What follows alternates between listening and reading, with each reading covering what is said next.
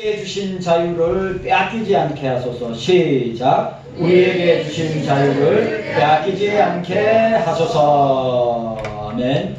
기도와 말씀과 성령 충만으로 우리 폭염과 열대야를 이겨내시는 여러분들 되시기를 바랍니다. 제가 이 자연계시 얼마나 주님이 오묘하게 역사하고 계시는가를 제가 또 한 번 느꼈습니다. 제가 충격적으로 받아들였습니다. 아니, 꺾일 줄 모르던 폭염이 입추가 딱 지나고 그 다음날 토요일 날에 날씨가 완전히 바뀐 것이죠. 제가 토요일 날 저녁에 일이 있어서 제가 합정동에 갔는 데 있잖아요. 얼마나 시원한 바람이 부는지 감사가 나오고, 그런데도 우리 젊은 사람들은 이 손선풍기 들고 바람이 부는데도 손선풍기 들고 걸어가는 모습을 보면서 참 대조가 되는 장면이었습니다. 오늘은 여러분들 잘 아시다시피 이번 주 토요일이 광복절 81주년 되는 날이기도 합니다. 윤 목사는 반일주의자도 아닙니다. 친일주의자도 아닙니다. 저는 일본의 과거의 만행을 절대로 잊어서는 아니 됩니다. 그런데 중요한 건 여러분, 우리나라에, 자 보세요. 중국은 500년 동안의 우리나라를, 그러니까 조선 500년 동안의 중국은 끊임없이 우리나라를 공격했습니다. 그런데 일본은 여러분 36년 동안의 우리나라를, 자 여러분 기억하셔야 됩니다. 다 장단이 있습니다. 여러분 개인 모두 다 단점도 있고 장점도 있습니다. 자, 우리가 일제시대를 할 때 우리 한국교회 안에 그 일본 군국주의 제국주의자들이 행한 만행은 이루 말할 수 없어요.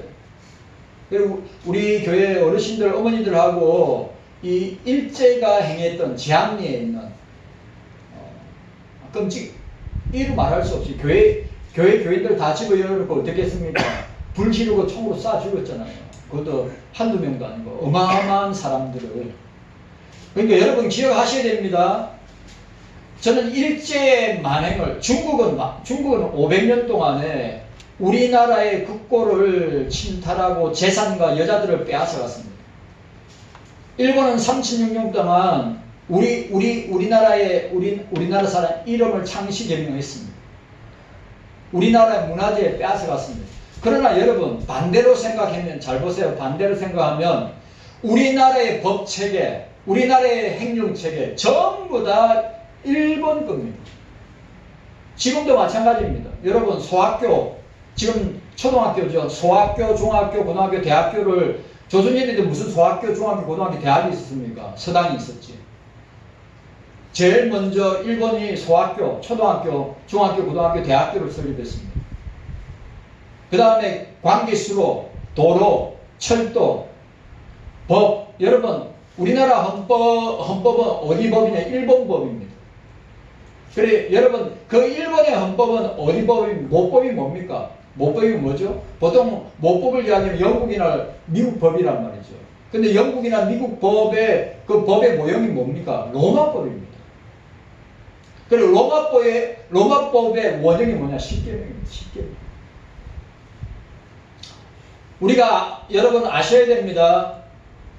일본이 36년 동안 우리나라의 기초를, 근간을 세운 것들이 아직도 우리에게 행정적으로, 사법적으로 전부 다 교육적으로 다 지금도 영향을 받고 있단 말이죠. 그래서 제가 오늘 여러분한테 이야기합니다. 과거를 잊어서는 절대 안 됩니다.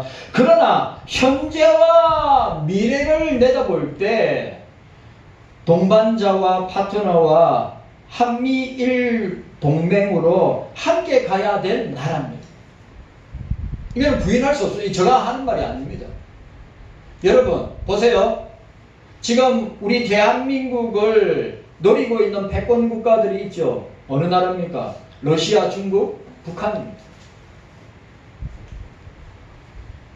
우리나라가 우리에게 주신 자유를 빼앗기지 않기 위해서 우리가 함께 파트너로 동반자로 함께 해야 될 나라가 한미일입니다.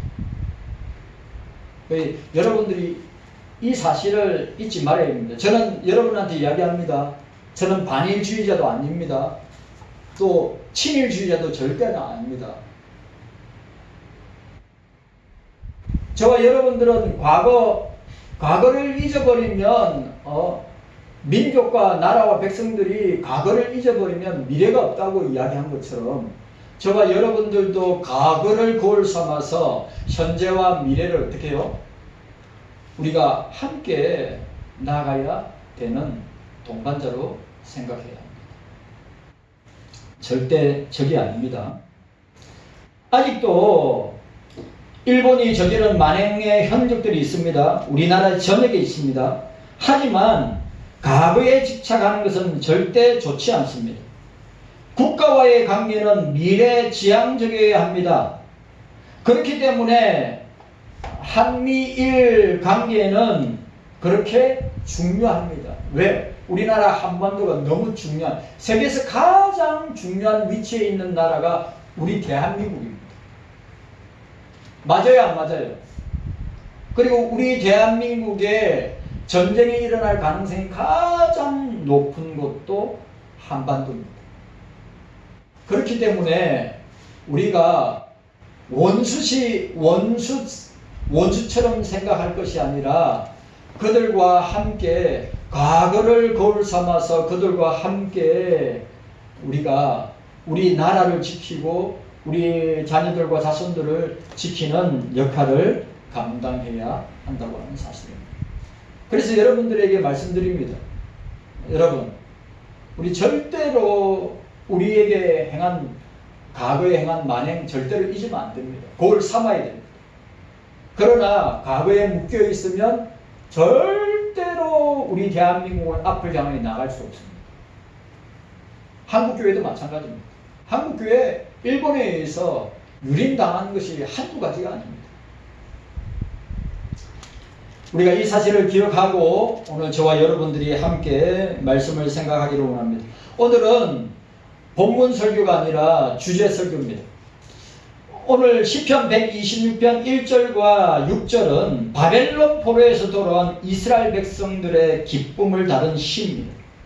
1945년도 일제 압제 아래 해방되었던 나를 기뻐하고 은혜를 하나님께 감사드리면서 눈물로 기도로 씨를 뿌리는 오늘 우리 한국교회의 결실과 열매를 보여주고 있는 본문이기도 합니다.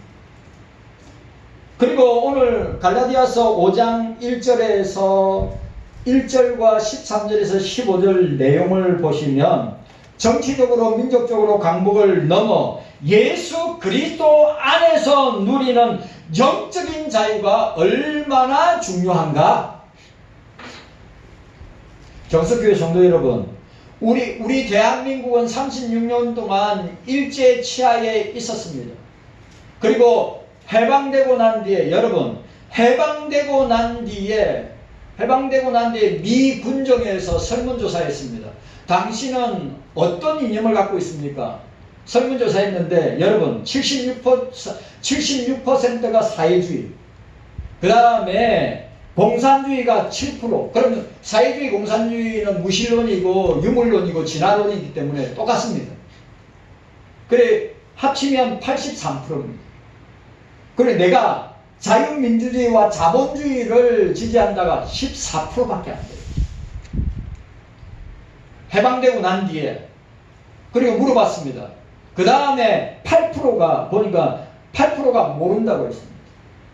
그러니까 80%가 넘는 사람들이 해방되고 난 뒤에 80%가 넘는 사람들이 뭘 지지했다고요? 어떤 이념과 사상을 가지고 지지했다고요? 사회주의 공산주의였단 말이죠. 해방되고 난 뒤에.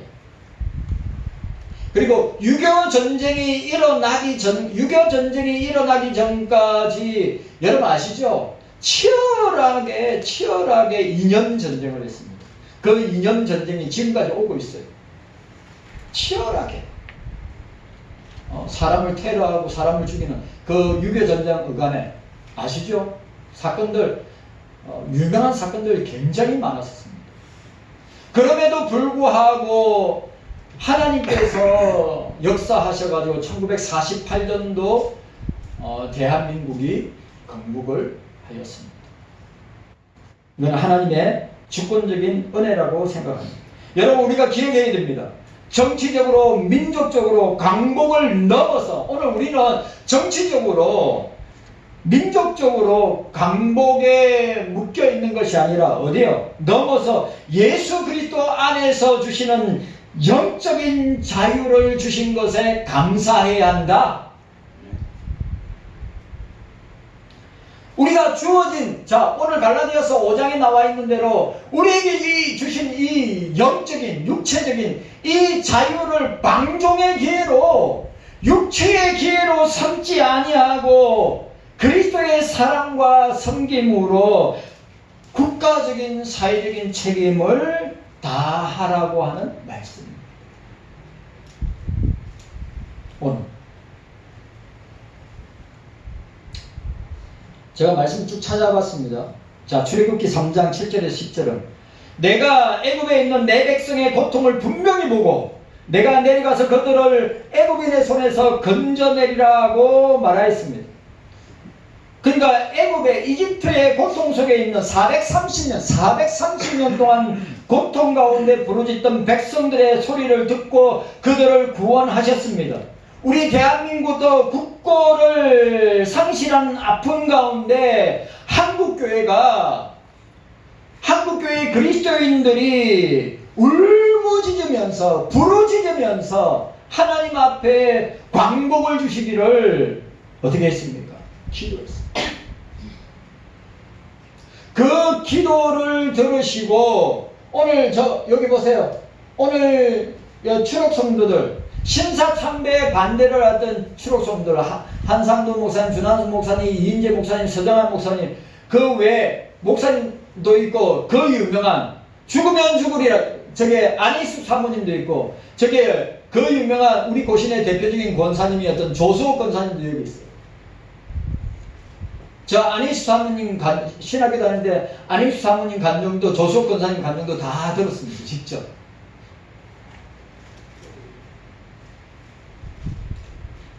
우리가 기억해야 됩니다. 오늘 저 추록 성도들이 평양 감옥에서 손가락과 발가락에 동상이 걸리고 고름이 차고 우리가 상상하지 못하는 고문을 당하면서도 그들이 부르짖었던, 울부짖었던 감옥에서 회개와 함께 대한민국의 광복을 달라고. 그런데 여러분, 놀라운 사실은 이분들이 감옥에 평양 감옥에 다 흩어져 있지만 이분들이 동일한 생각을, 동일한 이상을 주님께서 보여주시는데 뭐냐? 우리 대한민국은 광복을 주실 것이다. 여러분, 이 추록 성도들의 간증입니다. 평양 감옥에 있으면서 주님께서 우리 대한민국에 광복을 주실 것이다. 광복을 주시면 우리가 무엇을 할 것인가? 제가 이야기할 겁니다. 광복을 받으면 그것도 감옥에서 숱한 고문과 상상하지 못하는 육체적 고통을 당하면서도 그들이 부르짖고 기도하고 눈물로 하나님 앞에 나아간 결과가 오늘 애국 백성들이 430년 동안에 이집트의 애국의 노예로 있을 때 그들의 오늘 본문이 나오죠. 내 백성의 고통을 분명히 보았고 내가 내려가서 그들을 애국인의 손에서 건져내고 라고 했습니다. 경성교회 성도 여러분들, 광복은 하나님의 절대 주권에 의해서 이루어진 것입니다. 하나님의 작정과 섭리 가운데서 왜 하나님의 작정과 섭리 가운데서 왜 일어났는가를 우리가 들으면 이 추록 성도들의 간증을 들으면 소름 돋을 정도입니다. 아세요? 여러분 아시죠? 제가 이 이야기를 주기철 목사님의 아들 주광주 장로님, 그리고 우리 교회사 교수님한테, 우리 서상 목사님한테 배웠단 말이죠. 여러분, 일본 사람들이 2차 대전 말기였습니다. 이제 일본이 망하기 직전이었습니다. 그래 일본에서 어떻게 하기로 했습니까? 한국에 있는 모든 감옥에, 한국에 있는 모든 감옥에 있는 모든 목사들, 장로들, 목사들, 장로들, 집사들, 권사들, 신사참배 반대한 모든 사람들은 다 1945년 8월 17일 날 다 사형시키기로 공문이 다 내려갔습니다. 여러분, 이틀 뒤면 8월 15일 이틀 뒤면 8월 17일 날 감옥에 있는 모든 예수 믿는 사람들, 신사참배를 반대했던, 자기 신앙의 절개를 지켰던 그 감옥에 있던 목사님들, 장로님들, 또 집사님들, 권사님들, 전도사님들 8월 17일 날 모조리 다 사형하기로 일본에서 조선에 있는, 우리 대한민국에 있는 감옥에다가 다 공문을 발송했습니다. 근데 하나님이 언제 해방을 주셨다고요? 사형 이틀 전에 8월 15일 날 강복을 주신 줄로 믿습니다. 하나님 살아계심의 증거예요. 주님 살아계심의 증거예요. 그 주님이 지금도 살아계신다. 아멘. 이거 못 믿으면 우리가 장로교 성도들인데 이거 못 믿으면 낭파지요. 신앙생활을 헛생활 하는 거예요. 그리고 요한복음 8장 31절 32절, 누가복음 4장 18절 19절, 누가복음 4장 18절 19절은 예수님의 사명선언서입니다. 유명한 사명선언서입니다. 여러분, 요한복음 8장 31절 32절 그 유명한 구절, 진리를 알지니 진리가 너희를 자유케 하리라. 네. 예수를 알지니 예수가 너희를 자유케 하리라. 네. 진리가 예수입니다. 누가복음 4장 18절 이하에 눌린 자, 마지막 절에 눌린 자를 자유케 하고 주의 은혜의 해를 전파하게 하려 하심이니라. 예수님의 유명한 자기 선언문입니다. 사명 선언문이에요. 4장 18절 19절입니다. 포로되어 눌린 자에게 진정한 해방을 선포하러 오신 예수 그리스도를 전하고 있습니다. 이 땅의 진정한 자유는 육체적 자유가 아니라, 이 땅의 진정한 자유는 죄 가운데 사망 권세로 묶여있는, 사단의 저주 아래 묶여있는 자들에게 예수 그리스도의 복음을 선포하고 전함으로 그들에게 참된 진정한 자유를 주는 것이 저와 여러분들의 사명인 줄로 믿습니다. 그걸 아셔야 돼요. 자, 오늘 우리 보시기를 바랍니다. 한국 기독교 전체로 볼 때 이 강복절의 의미가 어떤 의미인가? 한국 기독교 전반의 강복은 역사의 주권자이신 하나님의 은혜요, 작정이요, 섭리였음을 보게 됩니다. 자, 우리가 생각할 때 이 36년이 종식되고 강복을 주신 것은 민족 순환의 종식을 보여주는 겁니다. 36년간 계속되었던 일제강점과 식민지 수탈, 창씨개명, 그 다음에 병참기지학, 우리나라를 갖다가 왜? 일본이 중국을 공격했죠. 일본이 진주만을 공격했죠. 미국을 공격했죠. 우리나라를 병참기지로 삼으려고 했다는 것입니다. 병참기지화 정책 등의 압제에서 벗어나는 민족해방의 기점이 되었습니다. 그리고 여러분들 잘 아시는 2차 대전의 종전을 맞게 됩니다. 8월 15일은. 맞죠? 8월 15일이 2차 대전이 끝나는 날이었어요. 그래서 8월 6일날, 여러분 8월 6일날 무슨 일이 있었어요? 히로시마와 나가사키에 원자폭탄이 떨어진 날입니다. 연합군의 승리를 얻은 수동적 해방이라는 한계가 존재했으나 기독교는 이를 열강의 정치 결과에 국한하지 않고 역사의 주관자이신, 역사를 주권적으로 운행하시는 삼일체 하나님의 작정과 섭리 가운데 우리에게 강복을 주셨다 라고 하는 사실입니다. 그 다음에 우리가 생각할 것은, 우리 한국 기독교적으로 생각할 때는 신앙의 자유와 회복을 주신 것입니다.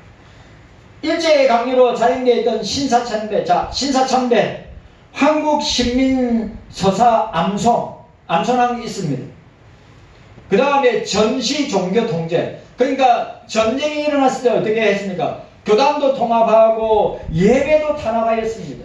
무슨 말입니까? 설교도 검열하고 찬송가도 검열하고 예배도 검열하였습니다. 여러분 아시죠? 일제시대 같으면 우리가 지금 일제시대 때 11시에 예배를 들으면 저 뒤에 누가 앉아있나요? 고등경찰에 앉아있어서 목사가 예배를 어떻게 인도하나, 목사가 설교를 어떻게 하나. 여러분 예를 들어서 제가 출애굽기 설교했다, 바로 제재당합니다.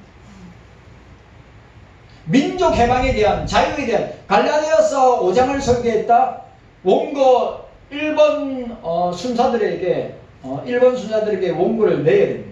원고를 내서 설교 검열을 받아야 됩니다. 찬송가 내주는 강한상에 부르면 안 됩니다. 십자가 군병들아 그런 거 부르면 안 됩니다.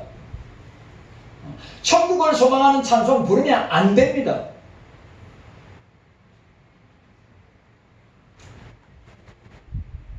아시죠, 여러분?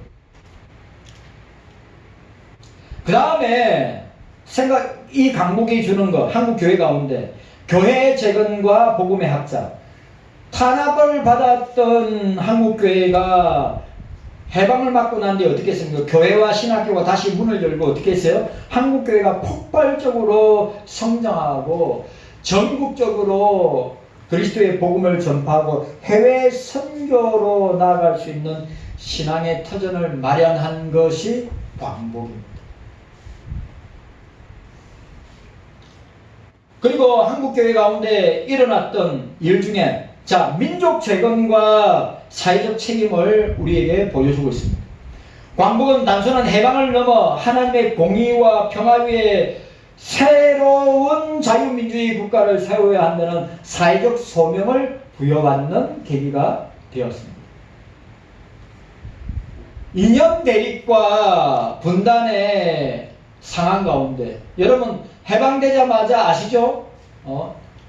좌익과 우익, 또 좌파와 우파, 진보와 보수 이렇게 딱 갈라져서 6.25 전쟁이 일어나기 전까지 치열하게 이념 전쟁을 했습니다.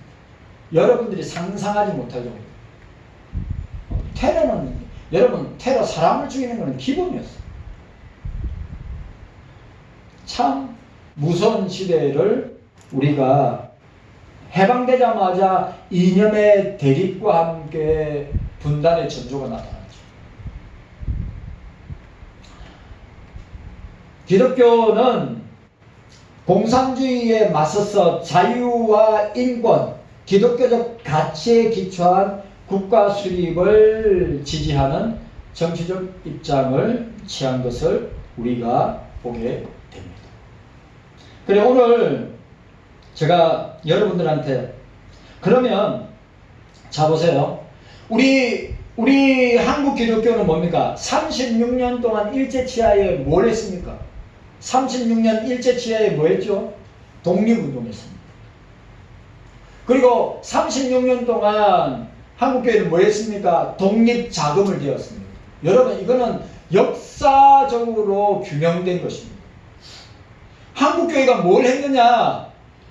그리고 일본이 왜 종교 분리를 이야기했느냐? 정치와 종교는 분리되어야 된다고 일제시대 36년 동안 주저장창 구호를 외치듯이 외친 것이 종교 분리입니다. 종교하고 정치는 분리되어야 된다. 그런데 여러분, 아이러니하게 일본이 한국교회를 가장 가장 많이 탄압한 이유가 뭐냐? 36년 동안 독립운동을 한 단체, 유일한 단체가 기독교였습니다. 그리고 성도들의 그 피땀 어린 그 헌금을 독립자금으로 후원하였습니다. 그런데 보세요. 오늘 중요한 게 있습니다. 2020년도에 로마 천주교가 이런 글을 올렸습니다. 이거 굉장히 중요한 겁니다. 천주교는 일제시대에 독립운동을 탄압한 것을 반성한다. 이 기사의 전체 내용입니다. 이거는 이 한국 로마 천주교에서, 그러니까 한국 천주교에서 발표한 겁니다. 2020년도에. 첫 번째, 과거를 참회한다. 한국 천주교는 3.1운동 100주년을 맞이하여 일제강점기 당시 독립운동을 외면하고 탄압했던 과거사를 공식적으로 인정하며 처음으로 구체적인 사과를 표명한다. 그 다음에 반성의 배경. 당시 로마 천주교는 지도부는 전교 분리 원칙을 내세워 신자들의 독립운동 참여를 금지하고 신사참배를 금구하는 등 민족의 고통을 외면했음을 고백한다. 세 번째, 미래의 다짐. 로마 천주교는 이러한 잘못을 성찰하며 안중근 의사 등 개인적인 양심으로 독립에 헌신한 이들을 본받아 향후 한반도 평화와 화해를 위해 노력하겠다. 이게 2020년도에 얼마큼 100년이 지나고 난 뒤에 로마 천주교에서 말한 겁니다. 여러분 기억하셔야 됩니다. 어떻게 정치와 종교가 분리될 수 있습니까? 절대 정치와 종교는 분리될 수가 없습니다. 왜냐하면 여러분 성경의 80% 이야기가 다 나라 정치와 왕들의 이야기입니다. 그렇기 때문에 저와 여러분들이 이런 부분에 있어서는 분별해야 된다고 하는 사실을 우리에게 보여주고 있습니다.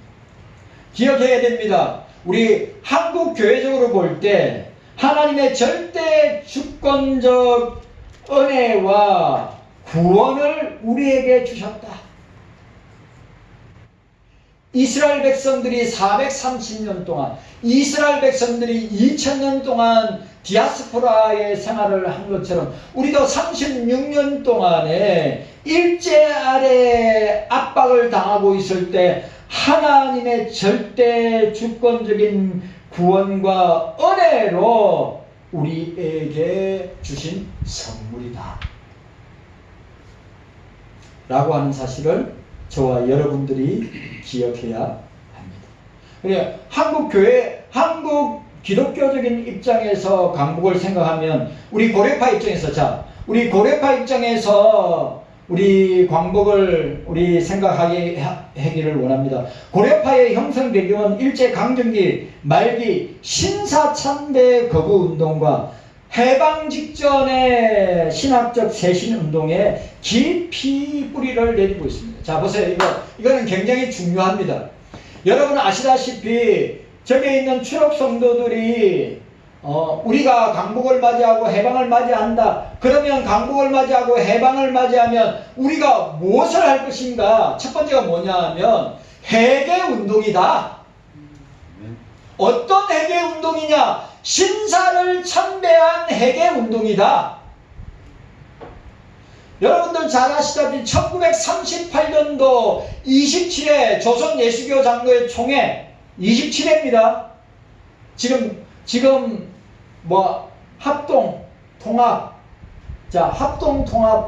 합동통합은 총회가 지금 몇 회인 줄 아십니까? 110회입니다. 110회니까 110년 된 거란 말이에요. 그리고 1938년도 27회 총회에서 홍택기 김길창, 그 유명한 홍택기 김길창 총회장과 부총회장이 신사참배는 종교의식이 아니라 국가의식이다. 그래 한국교회, 우리 장로교회는 그때 장로교회는 하나밖에 없었어요. 조선예수교 장로회 하나밖에 없었습니다. 그때 우리 조선예수교 장로회는 신사참배를 하기로 결의하다. 종교의식이 아니라 뭐요? 국가의식이기 때문에 다 참. 그래서 어떻게 합니까? 총회 마치자마자 신사에 가서 참배합니다. 총회 임원들이. 근데 그 반대한 사람들이 누굽니까? 우리 고려파, 우리 추록성도인 고려파의 목사님들입니다. 그러니까 여러분, 회개는 다른 게 없었어요. 신사참배한 것을 회개하자. 참배한 사람이냐, 참배한 사람이나 참배하지 아니한 사람이나 우리 다 함께 공동으로 회개하자. 오늘 우리 고려파 우리 옥중에 있는 고려파 우리 목사님들이 우리가 강복을 맞으면 첫 번째로 뭘 한다고요? 회개 운동을 하자. 신사참배를 한 사람이든 신사참배를 안 한 사람이든 다 함께 회개하자. 그럼 여러분, 그런 일이 일어났을까요? 여러분, 딱 어떻게 됩니까? 45년이 강복을 맞고 난 뒤에 얼마 지나지 않아서 어떻게 됩니까? 북쪽은 소련이 점령하고 남쪽은 미군이 남쪽을 지배하고 그 다음에 북쪽은 소련이 지배했습니다. 그리고 어떻게 됩니까? 38선이 꺼려졌단 말이죠. 그래서 여러분들 잘 아시는, 그러면 북한에 있는 장로교 목사들과 장로들이 왕래를 못하니까 어떻게 했습니까? 1946년도 6월 달에 남쪽에 있는 모든 목사들과 장로들이 다 모여서 어디요? 합동쪽에 있는, 서울에 있는 합동교회 성동교회장에서 모여서 어떻게 했습니까? 총회를 했습니다. 그것이 그 유명한 남부총회입니다. 그래, 남부총회의 결의가 무엇이냐? 남부총회 때 결의가 무엇이냐? 여러분, 신사참배 회개를 하자고 우리 고려파의 진리의 종들이 외치면서 신사참배 회개합시다 하니까 그걸 묵살했단 말이죠. 왜? 그때 총회에 누가 있었느냐? 1938년도 27회 총회 신사참배를 가결한 홍택기, 김길창 목사가 거기 있었기 때문입니다. 그래, 신사참배, 나는 교회를 지키기 위해서 신사참배했다. 여기에 추록성들, 당신네들은 감옥에 있으면서 숱한 고난과 핍박을 당했지만 우리는 신사참배를 위해서, 교회 지키기 위해서 신사참배를 했다. 뭐가 잘못이냐? 그래서 여러분, 그 남부총회 때 신사참배를 회개했어야 되는데 신사참배를 회개하지 않았어요. 지금까지 왔어요. 그리고 여러분들 잘 아시는 뭡니까? 조선신학교. 자, 우리 진리의 종들이 나와서 하려고 한 것이 무엇이냐 하면, 그러면 우리 신학교를 새롭게 하자. 왜? 일제시대 때 조선신학교는, 왜? 그 진리의 종들이 일제시대 조선신학교는 의용신학교라, 자유주의 신학교라. 유명한 최필근, 김재준, 김정준, 유명한 자유주의 신학자들이 어떻게 해요? 성경을 갖다가 제대로 가르쳤습니까? 천당과 지옥을 가르쳤습니까? 예수님의 이적과 표적과 기사를 동전을 안 믿는단 말이에요. 그 조선신학교를 장로교 유일한 직영신학교로 총회에서 통과한단 말이에요. 그래서 여러분들 잘 아시는 진리의 종들이 1946년도 9월 20일 날에 고려신학교를 시작하게 됩니다. 여러분 기억하십시오. 오늘 고려파 운동에 있어서 광복 전후로, 광복 직후로 고려파 운동의 핵심이 뭐냐? 회개 운동이다. 핵심이 뭐냐? 그래, 조선신학교, 지금의 한신대학이란 말이에요. 한신대학의 출신들이 대부분 무슨 운동합니까? 해방신학, 민중신학 하지 않습니까? 지금도 한신대학은 해방신학, 민중신학 한단 말이에요.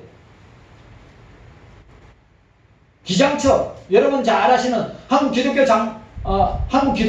장로회 기장첩 한신대 갔단 말이에요.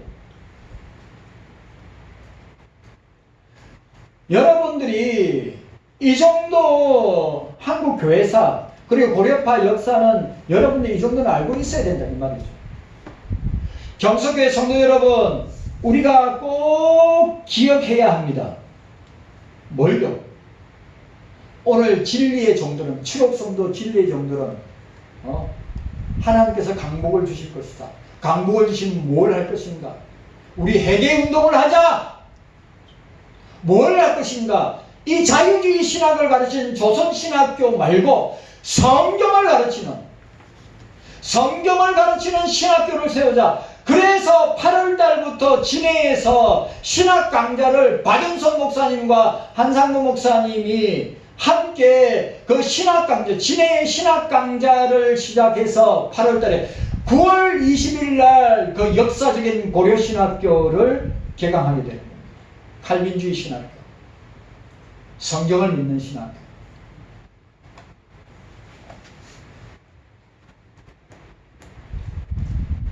고려파 관점에서 광복절은 시대적으로 옥중 성도들의 해방이자 신사참배를 느낀 한국교회를 바로 세우는 결단의 기점이라고 하는 사실입니다. 영적으로는 하나님의 주권적 구원의 은혜를 통해서 우상숭배의 죄악을 회개하고 교회의 거룩함과 순수한 칼빈주의 신앙을 회복하는 영적인 사명의 날이 광복절이다. 이 정도 역사는 알고 있어야죠. 더 디테일하게 더 깊이 들어가면 한도 끝도 없습니다. 그러니까 저와 여러분들이 이 추록성들이 광복을 맞자마자 옥중에서 평양감옥에서 하나님께서 기도 가운데 주신 그 응답을 가지고 그들이 시작했던 것이 무엇이냐? 회개운동이다. 통렬하고 철저한 회개운동. 신사참배는 우상숭배이기 때문에.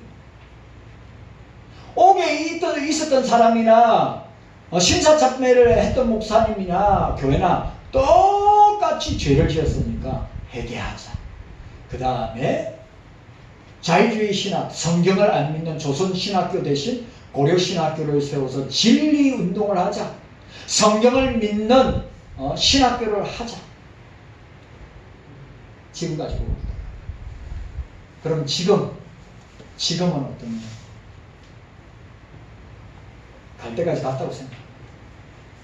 여러분, 통합, 합동, 고신, 합신 갈 때까지 갔다고 생각합니다.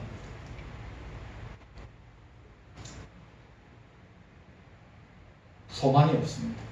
제가 볼 때, 신학교 교수들을 볼 때 맨날 계파 싸움하고 맨날 줄대기하고 맨날 싸움만 하는, 진짜입니다. 통합도 마찬가지고 합동도 마찬가지고 합신도 마찬가지고 고신도 마찬가지입니다. 이 정신,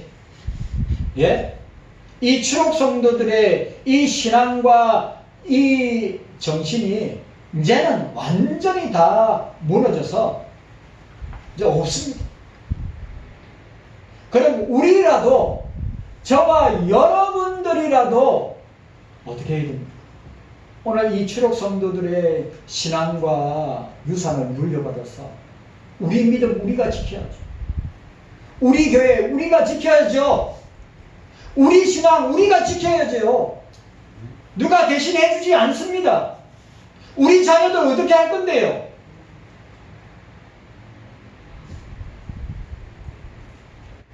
깨닫는 은혜가 저와 여러분들에게 있기를 주님의 이름으로 축원합니다. 주님 감사합니다. 오늘 8.15 광복